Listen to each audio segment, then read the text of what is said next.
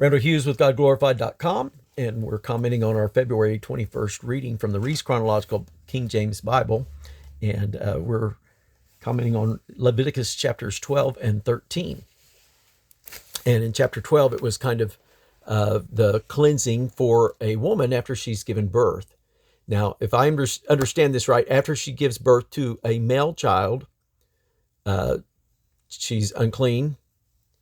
On the 8th day, she takes the child to be circumcised, and then for the next 33 days, she remains unclean for that. That would be a total of 41 days if she had a male child. If she has a girl, she waits 2 weeks of her separation, and then she continues another 66 days. So that would be a total of 80 days with the birth of a daughter that she would remain unclean. And so the laws of purification after childbirth. So that's kind of interesting. And then chapter 13 is a very tedious reading about leprosy. And the priest had a very almost a medical job here, being the one to identify whether an individual was clean or unclean. It was the priest's duty. And this would have major ramifications on the health of the people. If he was correct in calling something unclean or clean, if he was incorrect, it could have major ramifications. And so it was a significant thing for him to do, to look upon and be the judge of those that had an illness that could lead to leprosy, that would could cause the plague to break out in the camp. And so the priest was the one that had that duty, and all the things to look for, the way the skin is rising, the changing in the color of the hair, and all the different things. And then, of course, there was that about the bald head, and if he is bald in his forehead, and I'm probably working on both of them right now. But at any rate, it was kind of interesting that just because you're bald doesn't mean you're unclean. I'm thankful for that, because my dad, my brother, grandpas, probably almost every man in my family on any side, I've probably had hair about as long as anybody.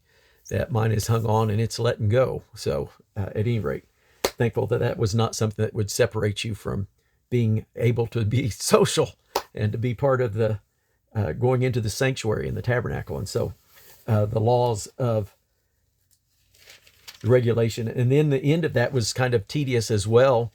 And I'm not sure which is what in terms of a woof or a warp, but some other translations talk about it being either knitted or woven, is the difference between those words that have never been used in my language other than when I do my Bible reading here. And I'm sure I've read them however many times, but it's not a word that has stuck out to me.